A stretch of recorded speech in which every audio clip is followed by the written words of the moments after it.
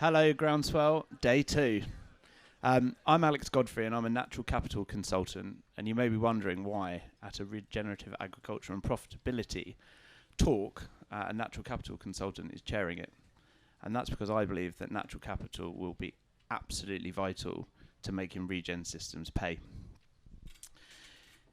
We have a number of meta studies now that show us that around the 6-year mark, regen systems will pay over conventional. But up until then, there is a yield drop and a potential profitability drop. Being that regen is also on a continuum, it's not like organic where you get to a rubber stamp and then that's it. You can continually diversify, you can continually compound an ecosystem effect on farm and create more and more and more revenue streams. So what this talk does is it goes through the continuum of Silas Hedley Lawrence at FAI Farms, changing from a suckler operation to an amp grazing suckler operation. We're going to look at the economics of where the wins and the losses have been. Rebecca Mayhew, 4-generation family farm, has transitioned to a very stacked enterprise and has gone downstream to consumers in a regenerative system. Where's the wins, where's the losses? Thomas Cackett, Savills Food and Farm consultant, deals with large estates that are transitioning and have transitioned for quite some time. Where have the wins and the losses been? And then Marcus Link at the end there. From the more ESG investor perspective, if you get a large amount of capital injection into the farm, what can you actually do with remodeling land to really make it pay away from the conventional / moving to regen model? So let's kick off with Silas. Hello, I've got 10 minutes, so I need to be quick. Bit of background, FAI Farms is on the edge of Oxford. It's a 1,400 acre farm, and over the last 20 years, FAI have kind of placed themselves as a regenerative or consultancy company, basically with big global food brands, and we've mapped our transition into regen over the last 4 years and done a real deep dive into all the metrics around what that transition might look like. That's soil health, cattle production, economics, biodiversity, etc. So we're in the 4th year of that transition and that research project now. So yes, I can take a little deep dive into some of those more economic metrics that we've seen. For me, probably what was maybe the most surprising, but incredibly important on that commercial aspect, is our finishing times have reduced from 28 months when we were kind of conventionally managing the system. So pre-transition, it was kind of set stocking, finishing cattle on barley in the sheds, creep feeding calves. We have none of that now. We're pasture for life certified. Cows and calves fully outwintered, growing stock predominantly outwintered. They do come inside usually for the last couple of months, but there's no ghost acres. We're not buying in feed, but they're going in 22 months now. From birth to slaughter in 22 months on average. The slowest are going in 24. Fastest are going in 18 months. So that really puts us in that, the top few percentile of finishing times for any system. So I think for lots of farmers particularly, they think you can farm for biodiversity in nature, or you can farm for commercial outcomes like those. But what we've seen anyway is actually they do align, and you can farm for both. And it's similarly with the fertility. Our cattle, 94% fertility rates. We know we don't get issues at calving. I've pulled one calf in 3 years that I've been there. I think that's the first calf that was being pulled in the last 6 or 7. Once those calves are out on the ground, they stay. They're alive. We know we don't get pneumonia. We don't get issues at all. Those things are really important in suckler operations where your margins are quite tight. You've got to be real slick, real lean, efficient, and any losses like that, they do make a big impact. Same with calving. 6 weeks, 90% or so of our cows have calved, and that makes a massive difference to getting cattle gone in quicker, slicker batches. So the cost saving of not taking those animals through a full winter on the second winter is massive. So getting that block nice and tight, we calve kind of mid-May, June, it is a really important economic metric. Naturally, what we do aligns with all of our stewardship obligations. You know, we have quite a decent country stewardship agreement. We didn't enter into anything that didn't just, align with what we're doing. You know, I don't really have to go out of my way to manage anything differently to what we're already doing, but we're basically getting paid for it. So subsidies are there. You know, if they're there, use them. Again, even with the capital grants, etc., we're doing lots of tree planting. That just benefits our ecosystem processes. Everything we do around the farm is based around enhancing our carbon, water, mineral cycles, influencing airflow. All those things, when they start moving in a positive direction, change your community dynamics, increase the biodiversity, and what we have seen obviously support the more commercial metrics around the farm as well. So if there is support there to do that, then go for it. Again, what we've seen in our transition, as we're 4 years in, we initially destocked, as Alex said. We had 1,000 ewes or so at one point, cattle, pasture, poultry. We got rid of the sheep. We got rid of the poultry to focus on cattle. We've got dairy stores now and sucklers through to finish. If we didn't have the issues that we have had with bovine TB in the last few years, our stocking rate would be considerably higher from where we started at. We're at the point now where we're growing so much grass that obviously we can outwinter on a floodplain, heavy clay floodplain in Oxford, the kind of ground or farm that you shouldn't be able to outwinter on. And there's a huge cost saving around that as well. But what we've seen is once the system is rejigged and our soils and our pastures are, they're so much more productive. And even with the drought last summer, I was taking groups of farmers around at the end of August, hadn't rained since the last week of May, and we were in knee-deep green grass. We weren't spending money in that drought. Those cows stuck to the grazing plan. We only lost 7 days of grazing on our floodplain before we went into the winter routine in the parkland, compared to the previous year where it rained all summer. So that was the resilience that we'd built in, which has a huge cost saving. We didn't have to buy in forage or feed or use that. With the outwintering as well, we've seen a £1.36 saving per cow and calf pair. Yes, please. Compared to housing. So easy maths, do that over, say, 100 cows, do that over a 180-day winter. That's the best part of, £25,000 saving. So scale that up. 200 cows, that's a £50,000 saving on the cost that we would be spending to house those in our sheds, which is what we would have done previously. With the growing stock, the savings is even bigger. So for regen, for me, what we've certainly seen is we've been able to look at our margin at both ends and go, yes, in an ideal world, we would run more cattle than we do currently, but with our TB issues, that's understandable. But our capacity to increase output, is definitely there. I could wave a magic wand and bring in 100 cows and followers tomorrow, and it would work.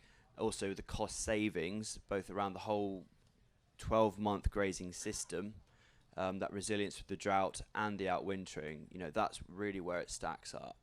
1 minute. So, and those cost savings that I just mentioned on the outwintering in particular, that hasn't factored in the cost benefit of those cows cycling fertility. We're bale grazing, unrolling bales, trampling in the seed, trampling in the carbon. What would we have paid to do that with a tractor? Would it have worked? Possibly. And it's thinking about that whole ecosystem approach, really, where the cows and nature, carbon, water, nitrogen, are doing all the hard yards.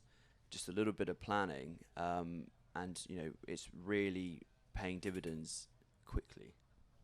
Thank you very much, Silas. So from a one enterprise regenerative transition, my takeaways are economic cost saving and resilience. We're now going to move to Rebecca, and we're going to talk about what happens when you make it more complicated and you step outside the commodity system and sell directly to the consumer. Thank you. Morning, everyone. I'm Rebecca Mayhew. You can probably go on to the next slide. Thank you. I am two things here today. I'm Old Hall Farm, which is our business in Norfolk, and I'm also a facilitator for Pasture for Life. So just a bit about us. Norfolk-based 500 acres. I used to be a land agent. Don't hold that against me. Sorry, guys. So I'm a new entrant to farming in my own right. My husband is 4th generation, and our kids will be the 5th, assuming that we don't. Was it the 4th generation usually blow it? Hoping not to. That's why we've done everything that we've done. So we used to be the opposite of regenerative. We used to be very conventional arable, indoor pigs. In a way, it was its own cyclical system. We were growing crops to feed the pigs, but it's not. It never made anyone happy. Not really. Didn't make my husband happy. I didn't enjoy it. Despite the fact I loved my land agency career, I would have liked to have gone home and worked on the farm, and there wasn't a place for me. It wasn't a job. And we couldn't really sell the pork to people because it wasn't what people wanted to buy. Once you start telling that story, I had nothing saleable, so I couldn't have done what I've done in terms of the farm shop, which I'll tell you about now, with the products we were growing at the time. So we are currently a dairy. We have beef. So we started our little farm shop with 3 cows. I had a shed and 2 fridges. We're now 220 head. So dual-purpose dairy herd, calves at foot. We've got the suckler operation on the side. We've got sheep. I've just been allowed sheep for the first time. They're interesting, but they do certainly help with the grazing side. Goats for meat and on-site experiences. We've got rare breed pigs still, and we have chickens for eggs. So the farm shop, and I think we're probably now 4 years through our journey. We're trying to decide sort of what stage we're at. I think we're year 4, because that's so when everything opened up probably for the first time, just before COVID, with the farm shop and the restaurant. That was fun. So farm shop, butchery, restaurant, vineyard, arable. We're doing some pasture cropping, not as much as I'd like to, but we've got, we haven't got the kit to do it. Countryside stewardship has been fantastic for us. Trying to transition an arable farm to a pasture farm. We are 100% pasture fed, not certified yet, but we will be when I get round to it. That's hard work. It's really hard work. We didn't send a memo to our soils. I've got a whole list of things that we did that you actually maybe in a more balanced way you might not do, but we had to change everything, and we went for it. So stewardship's been amazing. You can see the beautiful herbal lays there that our cattle graze. Even last year, with the horrific droughts that we had in East Anglia, like all of you, we still had fresh pasture for our dairy every day. I will admit I did park the beef herd and I fed them. So we do have some ghost acres, but I've taken the view that I would rather buy a shed full of hay than a shed full of inputs.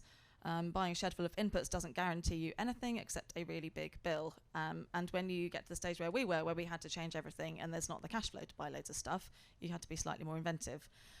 So we did our holistic management training in 2020, which was brilliant. It sort of saved us as we went into COVID with all those things. If I can have the next slide. So, trying to crunch some numbers. The previous pig business, we were 450 sows, breeding and finishing, completely independent until it went horribly wrong. Indoor pigs get ill. Something came in from somewhere, we still don't know where, and that cleaned us out. But we were turning over 1.4 million when we were really going for it, really efficient. But massively low profitability. No control over sale price. All commodities, completely at the mercy of the market. Put your hands up if you know what that feels like. Yeah, still a few. No fun, is it? No fun. So at worst, we were losing £40 a pig, and at best making 20. We did try and talk to a supermarket. I'm not going to tell you who now because we're being recorded. But we did suggest that maybe having a contract that reflected the wheat price, which of course is linked to energy prices, that might be quite nice. The thought there, and we'll talk about some internal rates of return with Marcus, was that building in for us to have some reinvestment money, we could have 2%. Thanks. So we didn't go for that. We then went to bed and breakfasting pigs whilst we were trying to build the rest of the business up, and our turnover there, and that was based on, call it 5,000 pigs, was 7 pence per pig per day. Not great. So we didn't do that for very long. We managed to build the business up. We were taking all the risk, no resilience in the system at all, and there was no joy in it. So with our current enterprises, I do try and be really strict. I only do something if it turns a profit, because my time is precious, and this has given us the flexibility because we don't have all our eggs in one basket. So we do control the sale price, which is quite something to go from in commodity sales to controlling the sale price, and we are very honest with our customers. So we are, as I said, pasture fed. I do feed the girls something in the parlour. They get some lucerne pellets or some grass pellets. If those go up and I put the milk price up, I explain to my customers and they do not begrudge it. It's a really honest relationship, and we are really lucky to be able to have that. Every part of the business has to earn its right to be there. I say to people, my 2 minutes, oh my God, that, my kids were 7 and 9 when we started our new businesses. They're here at Groundswell, actually. They're a lot older, so if it's worthy of my time, it's got to pay for itself. Benchmarking. Do more benchmarking. We didn't do enough when it comes to carbon, biodiversity, etc. I think Alex is going to bully me into stuff. Each animal in our dairy, they're all calf at foot, raw milk. They bring in, you can see the figures on the screen. They earn their wages. And our current turnover exceeds the pig business. Obviously, we haven't had the end of our current financial year. Last year, we did make a profit before the Bank of England went completely nuts. We still have a mortgage, but yeah, we're exceeding that, so we're around the 1.6 mark, and that is in 4 years. So last slide. I'll whip through these really, really quickly.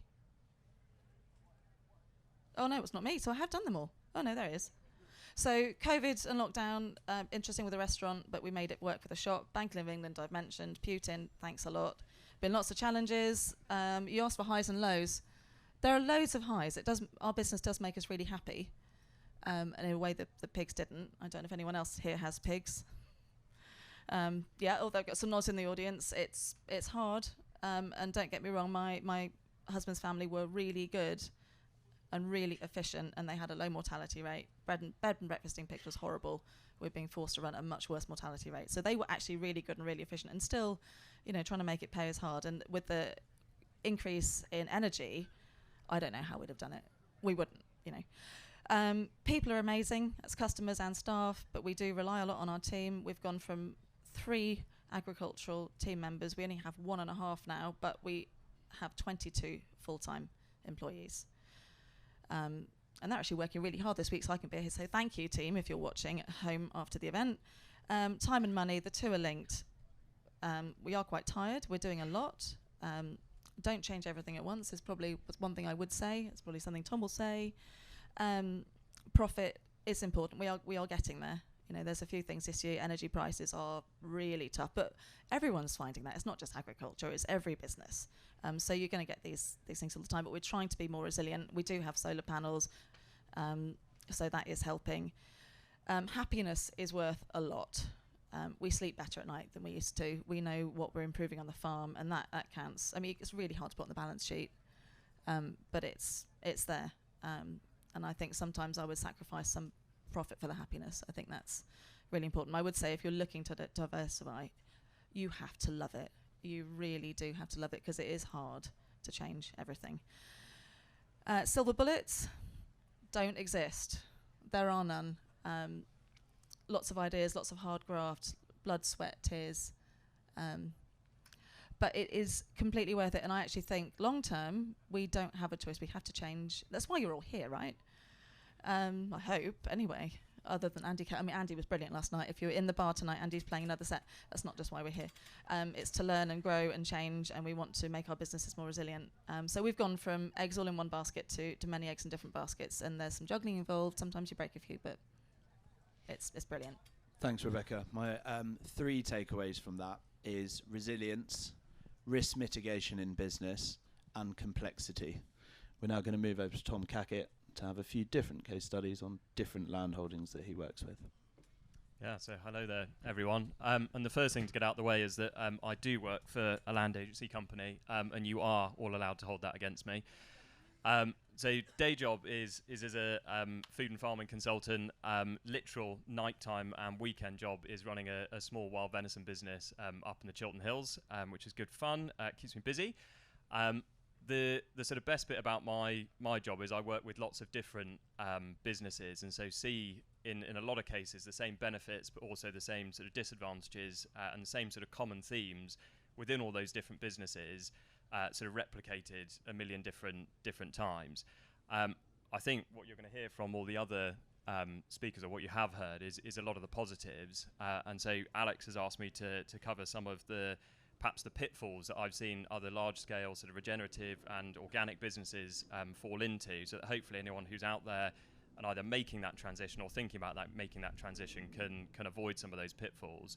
Before I do, from my perspective, again, as a sort of independent outsider from some of these businesses, the two real benefits I've seen from people transitioning has firstly been a much more resilient system, and I mean that in two different ways. Firstly, climate, as in regardless of what the weather does, once that system has transitioned, we can broadly sort of see the same results year on year, whether that's arable cropping, livestock systems, year to year, which from a planning basis makes life a hell of a lot easier. Also much more resilient from a financial perspective. So some of my clients who haven't transitioned, we've had a really ridiculous last 24 months where we've been talking to them about very difficult input prices, very difficult output prices, where's the margin going to come from? Whereas when I sit down with my clients who've transitioned, yes, sometimes we have similar conversations, but they're at a much less sort of precarious and dangerous position. The other massive benefit, I think, to a lot of these systems has been the build-up of natural capital on farms, which until, I don't know, the last 3 years has had no value and literal sort of financial value and hasn't really been recognised. But now that a lot of those systems have transitioned and built up that sort of bank of natural capital, and we're now starting to see examples where we can actually trade that in for hold cash, I think you then suddenly realise why we've been doing this all along. So the 5 sort of common pitfalls that I tend to see some of these businesses fall into, the first one is subsidies, and I mean that in two senses. So first one is, especially if they're a large-scale business, and before BPS started to reduce, people were looking at sort of £200 to £300 a hectare worth of subsidy income and looked at their farming system and said, well, it doesn't really matter what I do, because at the end of the day, a big fat check will come in once a year and it puts me back to zero, so it doesn't matter. And I think that was a really unhealthy way for a lot of people to be looking at their businesses.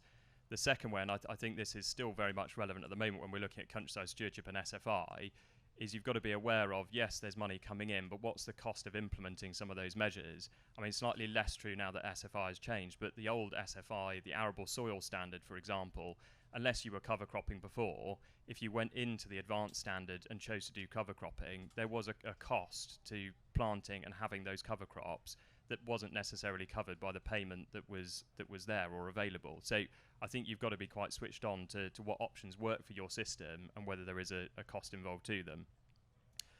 Moving on to the second one, and I'll tackle, Alex, you can probably put them all up in one go, and I'll just sort of tackle them as we go along. Other one is fixed costs. We tend to see as businesses grow, as they develop more different enterprises, their fixed costs tend to just absolutely run away from them, and they lose control of necessarily why they've got them, what those costs are there for. Some of that comes down to staffing, some of that comes down to really simple things like utilities, insurance, etc. And with a lot of those fixed costs, and well, all of your costs, I think it's important to be able to allocate those to all the different enterprises you've got. So if you're a stacked system and you've got, say, beef, sheep, dairy, arable, etc., which one of those is performing best for you and why? And I'm not necessarily saying you get rid of the worst performing one and you focus on the best performing one, but it's important to know which one is doing well and why, and what's sucking on your resources. A lot of people, particularly if they've got big and stacked systems, there is a tendency for some people to become very distracted and might really focus and hone in on one, and then they start to neglect the others. And what we've got to remember about the whole regenerative system is each of those pieces is key to the whole system working. And if you start to neglect one, all the others are going to start to suffer as a result. Something that I don't know that we've necessarily covered yet, but is not being a lone wolf. So again, if you're thinking of going out and say you're an arable farmer and you want to start reintegrating livestock, you don't necessarily need to do that on your own. So I think I put it on there as being a lone wolf. If your neighbour is a livestock farmer, why not go and have that conversation as to how we can work together? Is there some sort of system that we can come up with together to either share resources, share time, share expertise, etc.? I think I've broadly covered everything, haven't I, Alex? Looks like it. Yeah. Any other points? Happy? I don't think so. I was sort of slotted in and asked to keep it as brief as possible to give these guys as much time to talk as possible. And I know Marcus has got some really valuable lessons for everybody, so I'm trying to keep it short and sweet. Thank you, Tom. So I'm going to pass over to Marcus Link now. This is a slightly... he's not a farmer yet. He's had the benefit of sitting behind a desk and not mucking out cows or being in the combine, and he and his very astute management team have sat and thought about there is a large amount of ESG cash that is desperate to get into the land market. What happens if we start with a clean slate of land with a large capital investment? What can we make these farms pay? Marcus. Thank you, Alex. Yeah, hi. I'm Marcus Link, co-founder of New Foundation Farms. At New Foundation Farms, we believe that there's a foundational connection between the food we eat and the system we live in.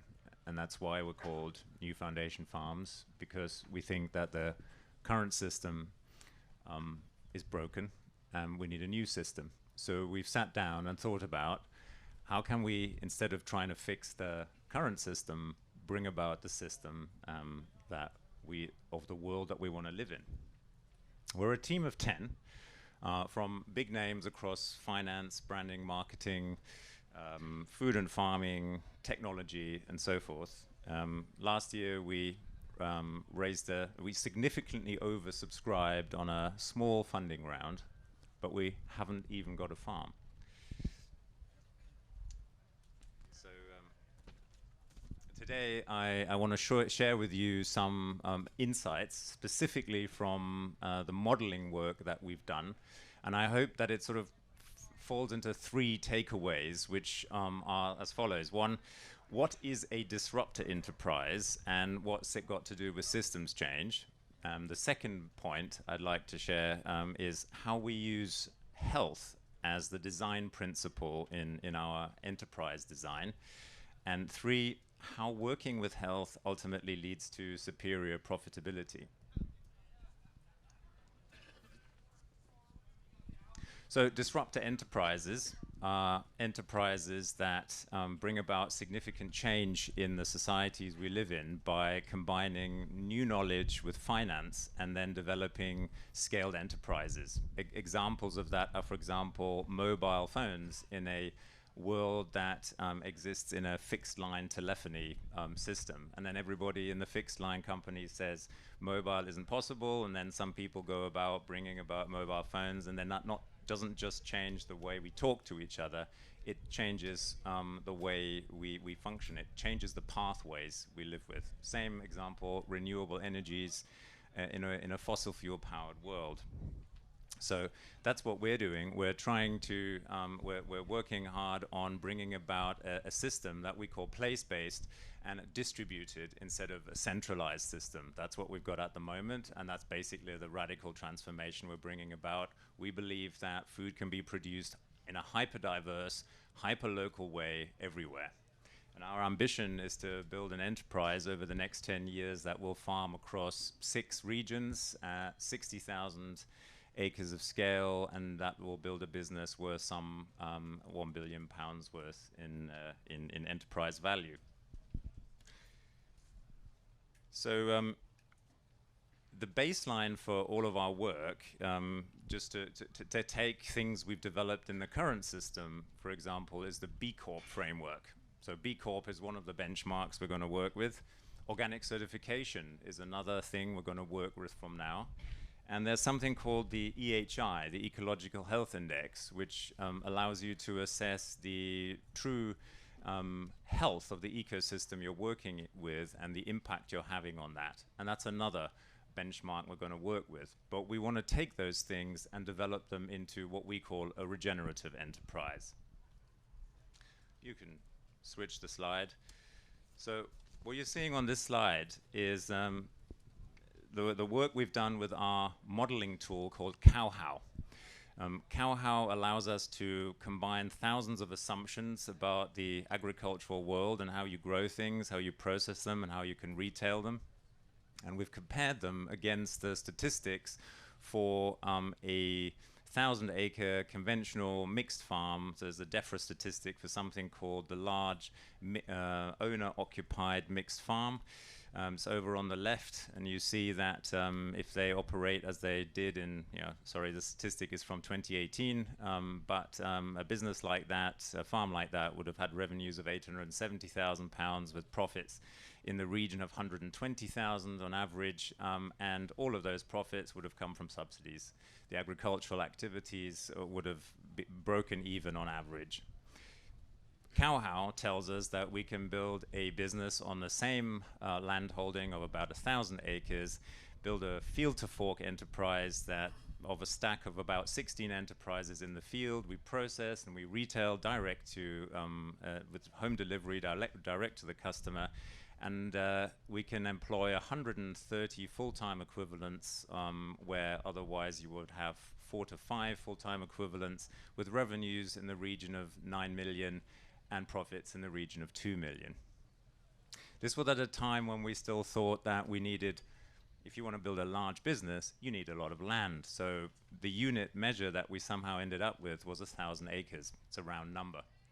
Circumstances, simply through conversation with landowners, eventually ended up with us trying to model this on 250 acres. And I want to share with you the outcome of that. Alex, if you just take it to the next slide.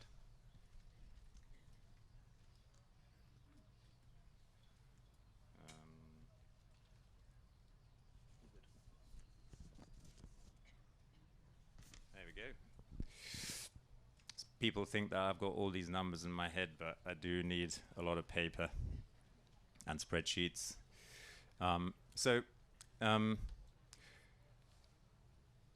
There's sometimes we're criticized for using the word regenerative because some people greenwash it and still use chemicals and all of that. And so here's another word for you: syntropic agroforestry.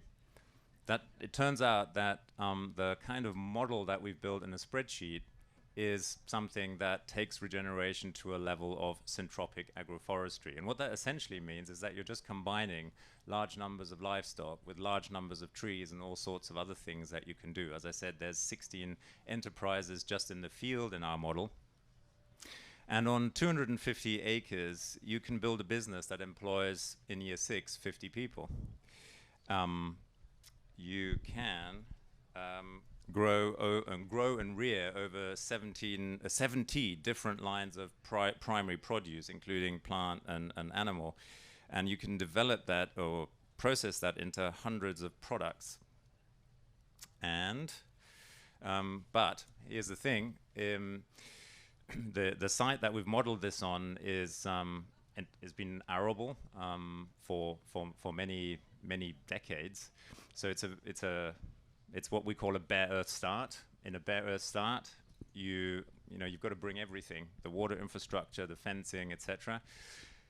So it would set you back £4.5 million to develop the kind of business we're talking about over 3 years, to build the kind of enterprise we're talking about. So this isn't going to happen overnight, and it's not going to happen in an industry that's not really used to attracting finance into the way it works. So that's what we've been working on, and why we're not operational, because we've been working on how do you translate this kind of farming to the people who've got the money. Of those £4.5 million, we'd be spending 50% on working capital, 25% on the farming infrastructure, and 25% on the food infrastructure. And the business gradually ramps up. In year 1, we don't sell anything whatsoever. And if we focused only on the farm, so wholesale commodity business, we wouldn't break even until year 5, and it would take a lot longer to basically pay back that. So that's one of the reasons why, apart from it makes total sense to go into processing and retailing, but if you do that, we can actually break even in year 3, and by year 6, we get to the initial investment reaching a plateau at about 55,000 annual deliveries, and I've modeled that on the basis of a family of 4 with a box delivery once weekly, and it provides a broad range of fruit and veg, red meat, white meat, can't remember all the details. But it's basically the majority of what you need, locally produced, locally delivered. And then when you take that all through, just want to get to the return on the capital. I know that figure anyway. In year 6, after tax, after depreciation, amortization, etc., you get to return on total capital employed of 15%. In a business like this, these are, as far as I'm aware, figures that are not heard of in the world of certainly farming, maybe food, once the commodity has been branded and turned into sugary stuff you buy at the checkout. Thanks very much, Marcus. Just if you allow me just briefly to comment on that final slide. Go for it, 1 minute. You see these 3 colored dots. At the top, we've got regenerative approaches to farming, and at the bottom, industrialized conventional approaches. And the main difference between them conceptually is that in the industrial approach, we've been focusing on yield, and that's why we've ended up with monocultures. We've tried to do the same thing. And a monoculture is essentially the opposite of an ecosystem. In regenerative agriculture, we're working with the ecosystem. And it's totally normal, it's a totally natural thing that the ecosystems that exist in that system, they're exchanging on the basis of profit. And so it's entirely, it's just logical that the farming business ends up lowering its operational costs, lowering its infrastructure costs, it has a greater product diversity, it retains value. And where I've put quality premium, I actually really mean we're controlling the cost of what we're selling rather than that the cost is dictated by someone else, and that ultimately leads to profitability. Thank you, Marcus. So we've gone through the continuum there, and I appreciate we've gone right out to the very radical end, and my takeaways from that is radically different, complex, but especially from an investor's perspective, extremely interesting. And if we follow the policy notions of moving towards more environmental farming, of higher quality, more nutrient-dense food, the farm of the future does not look like it does today. And if that's a little bit of an insight of what the future of farming looks like, it's more complicated, but it's certainly going to mean that everyone is better off. So thank you for those insights on that, Marcus. So we've been through the continuum there of a system change and it becoming more profitable, a stacked regenerative enterprise and it becoming more cash generative and therefore will be profitable. We've highlighted where you've seen it gone wrong, but also where it's then ended up right through your guidance, and then what the future may look like. We now have 20 minutes for questions. This is regenerative agriculture and profitability. It is deliberately a wide topic. Let's talk about it.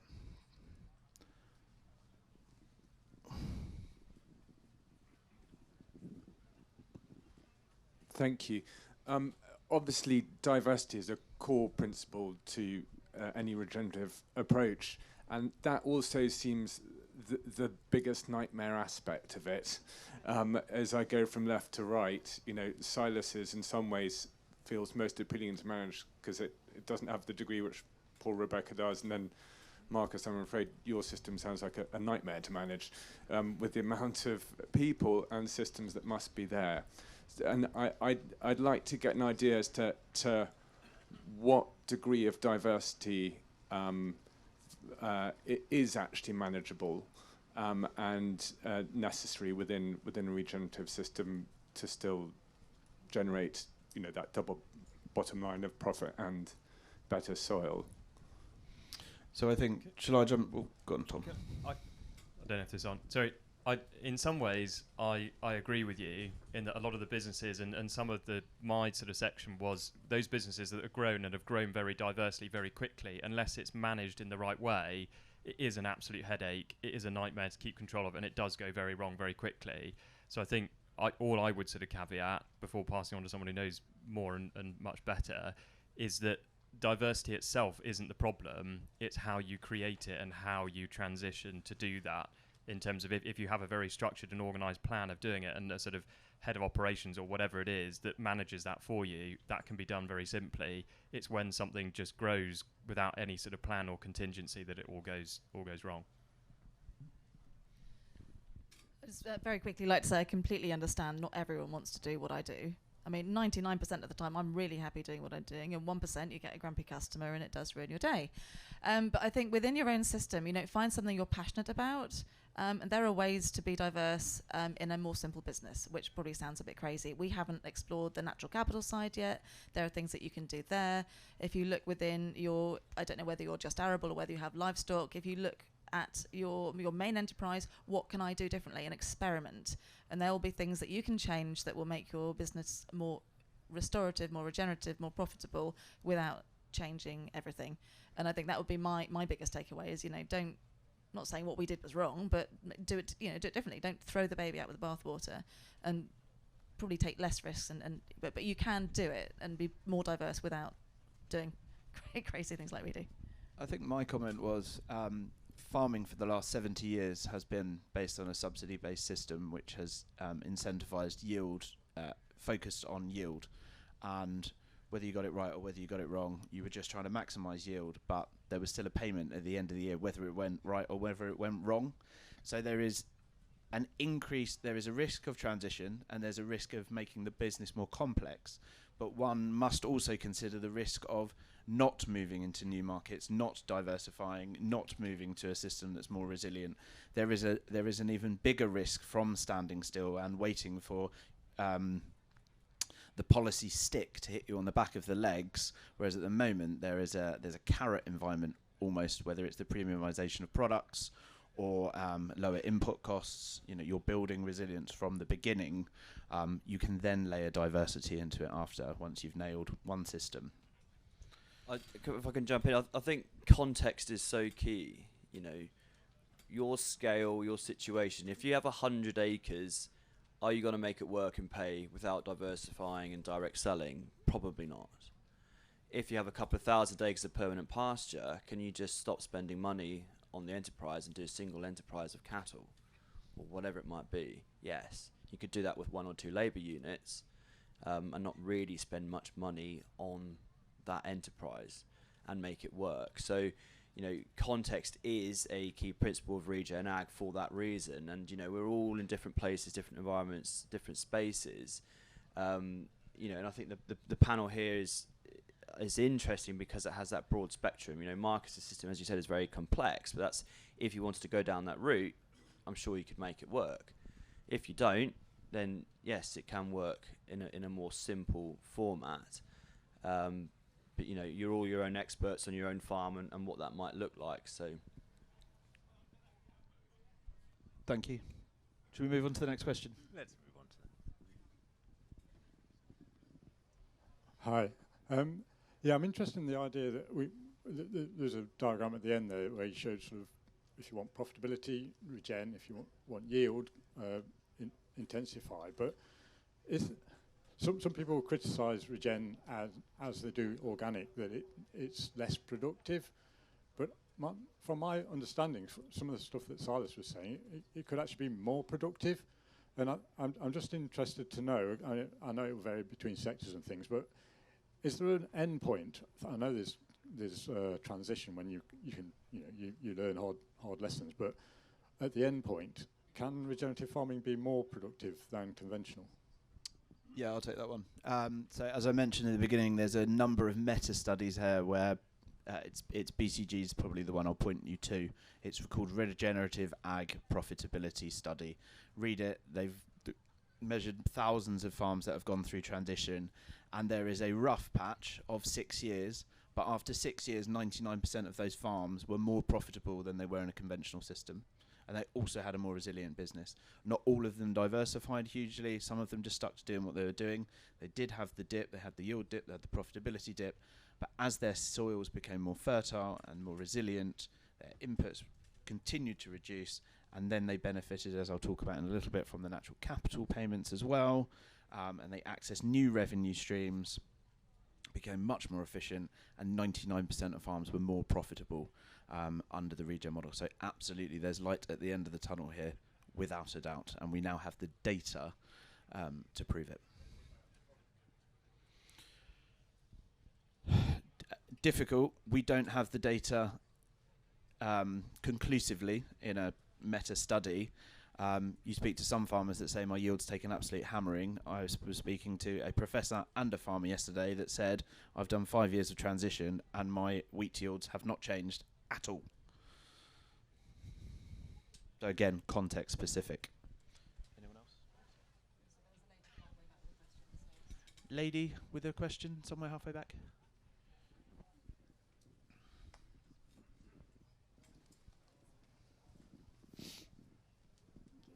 Thank you all very much for your presentations. I'm just wondering if you've several times there mentioned the importance of context specificity. Despite the variety of systems you're sort of proposing on the panel, they all seem to be from more lowland sort of systems with potentially from more affluent areas as well. How do you see some of your lessons translate into an upland hill farm where, you know, there isn't that same farm gate potential to sell product and to, even though Marcus, I love the idea of the door-to-door boxes, it'd be like a 40-mile round trip. So what lessons do you see for upland hill farmers who want to be more regenerative? I could jump in, Marcus. Well, it's a really good question. I don't have an answer for you. As simple as that. It's just not how I've looked at it. I think it's really important that where the context requires you to also consider where you can sell. It's as simple as that. So in this case, we've modelled it. It's not. It actually, in my thinking, we were talking about a 200 mile radius actually around the farm. Yeah, but it's a higher population density than you're probably talking about. I think I'm certainly no upland expert. I think the basis of it really, if you think of it as a whole spectrum where you have, those kind of more, set stocking situations where you're probably not getting a lot of output from things like grazing because of the management, up to the very complex multi-stacked enterprise regen systems. There's a whole spectrum there. So if you're in an upland setting, ultimately you're still managing the same things. There's only 3 things you can control in a grazing situation. That is grazing, animal impact, and time. So even if you don't have that direct selling market, if you can get more out of your grazing and more productivity and more resilience to drought, climate issues, etc., by managing things like the time aspect, i.e. if you're grazing on an upland moor, can you use things like no-fence collars or something like that to graze the moor, or whatever it might be in an upland setting where you can't use electric fencing to influence those time and grazing factors and therefore grow more grass, potentially run more livestock. I think it's, again, for me, partly because I'm just lazy, I just think about simplicity, like what do you need in the system and what is it you're managing? We're managing carbon, water, minerals, airflow, biodiversity, etc. And the only 3 tools you really have in a grazing situation is, as I said, grazing, animal impact, and time. So wherever you are in the world in your setting, you can tweak those 3 things and you can probably get more bang for your buck. You can find cost savings here and there, even if your route to market is very conventional. You're just selling to whoever it is you might have a contract with, or direct through the abattoir. Can you build business resilience just by doing those 3 things a little bit more nuanced? It sometimes takes me a bit longer to come up with a better answer, so excuse me. I have a friend called Farmer Jack. He's got a farm in mid-Wales with it's an organic farm, 120 cattle, and he's from the Midlands. And together with a friend, he set up a farm shop in the Midlands, and that's sort of butchery, and it's going very well. And that's where they sell what they grow in mid-Wales, because they have the problem of population density. And one of the things about regeneration is that regeneration is also collaboration. Sometimes an innovation like that is you think about where is the population density, and you might have to cover some distance, but you can still set up a more complex enterprise without having to go the commodity route. And I think, just going back to my old friend Natural Capital, you will have noticed that all of these systems have talked about transition and the cost savings they've made, or the increase in revenue, but none of them yet are tapping into the carbon market opportunity and the future biodiversity market opportunity that is available as a cherry on top when you transition to these systems.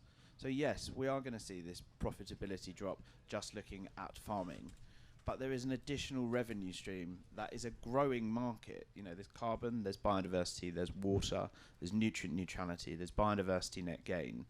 That will either complement your regen farming system, or you can spare some land, but it's 5 acres, 10 acres to do a biodiversity net gain scheme, have an immediate cash injection into the farm, and then use that to smooth out that profitability dip, and end up at year 6 in a much better, happier place with a much more diverse, risk-adjusted farm of the future.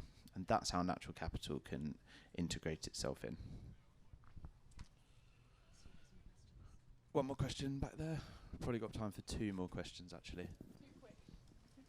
Thank you. I'm just wondering, in the modelling, whether you're sort of factoring in that you're going to be selling your produce at a premium, and obviously how that works, and my concern being, is it just going to be for the wealthy people who can afford to buy it, and then that might reflect in scalability, and yeah, selling things which are more expensive than the alternatives can limit how much you can do. Yeah, hello, yeah, get your question. Absolutely fair. I did try to be clear that where I wrote in that final slide where it said premium pricing, that it's really about the control of the price, and that means that ultimately you can set the price. And I do think that might include some prices that are higher for particular items. But the main story of regenerative agriculture, as far as I can see from the international evidence, is that it's about producing nutrient-dense, affordable food in regenerating soils. The price doesn't have to go up. The input costs drop, all sorts of costs drop in the model.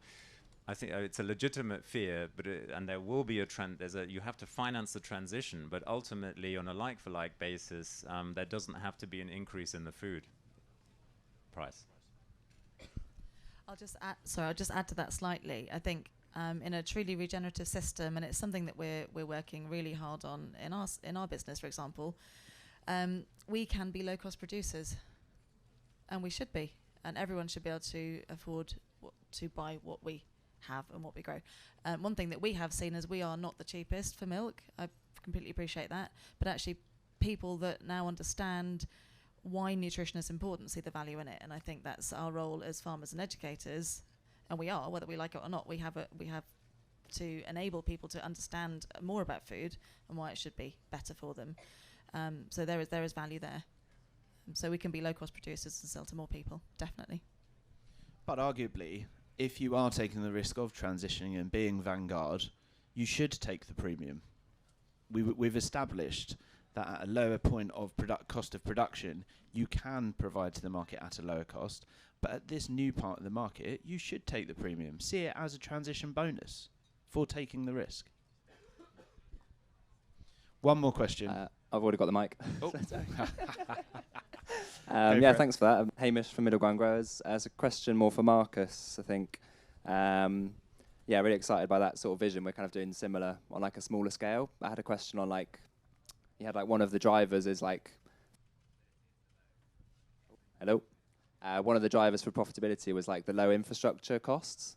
And we've experienced like with the more complex enterprises, you know, we've got much higher input costs for like initial costs for like more perennial crops, more like processing space for up-valuing foods, more like education space. So like, it seems like it's actually the opposite. It's like there's really high infrastructure costs, high design costs and all of that. So how does like the funding flow, because it's a total different funding model for that. So how do you envisage that in the kind of plan for it? Yeah, great question. I'm not going to go into the details, but I think the whole work that we've been putting in over the last 4 years is to try and translate that for an audience that's used to speak a particular language in the finance world, and make that make that understandable how that works. In my model, many of the working capital are actually what you might be referring to here as capital expenditure. So there are some category changes in the whole thing. In the way the world of finance likes to think about it, the capital costs are lower. Straightforward. Thank you, Marcus. And I think Rebecca's got something to add as well. It's terrible, isn't it? I've always got something to add. I just wanted to say to anyone who's listening, actually, you don't have to spend a huge amount on infrastructure. You can find a way to do it more cheaply, and that is the beauty of livestock, particularly if you're pasture-fed, because you're not having to buy a lot of inputs. Learn to keep them outside, do your bale grazing. Actually, you can be low-cost startup. So it's a huge amount of scope, and you don't have to spend all the money in one go. So there's ways and means. So experiment. If I could quickly jump in, so in our less complex system, if you think about the return of investment on infrastructure, for example, to make our outwintering work on our heavy clay floodplain parkland block that we use, because we know it won't go underwater, unlike the rest of the farm. We spent about 7,000 to put some new water infrastructure in, because without the water infrastructure, we couldn't make the outwintering work. We saved 25,000 in that first winter on costs that we would have spent housing cattle. So that investment paid itself back. To implement that across the whole farm, which is kind of a pending project across 1,400 acres, with inflation, it's probably going to be about £50,000 worth of investment to make the water infrastructure work, so we could have a huge herd in a single mob, saving labour, time, everything else, running fewer groups of cattle. 50 grand compared to a new tractor, a new barn, or a pickup truck, it's not a huge amount of money. You can make these systems work. They're inclusive as well, which I think is a massive opportunity for regen. If you're an arable farmer, for example, you want to go into a joint venture, there's probably a lot of young people out there that can get enough money together to buy a herd of cattle and a quad bike and some electric fencing gear, and between the agreement put some water infrastructure in, and you're both getting the benefit without a huge amount of capital to upfront initially. So I'm just going to jump in because I'm feeling left out. Typical Thanks, land guys. agent. Yeah. Well, this is a very agenty thing to say as well. I've got two things to say. The first one is I think it speaks exactly to one of my slides in terms of that don't be the lone wolf, in that your first thought, and I'm not sort of singling you out, was, oh my God, there's huge infrastructure costs. How are we going to manage this on our own? Actually, exactly as we've just said there might be someone else that you can share that resource with. And then the very, very agenty thing I'm going to say, when you said processing, because this sort of relates directly to me with the venison processing business we've got, and we don't have a land holding to be able to sort of borrow against and secure capital or funding against, is that at the moment there are so many grants out there to get money, particularly for value adding and particularly for food processing and that sort of type of thing, that to me would be my first port of call. Thank you very much, anybody. We'll be hanging around after if you've got any further questions. Thank you for your time and enjoy Groundswell.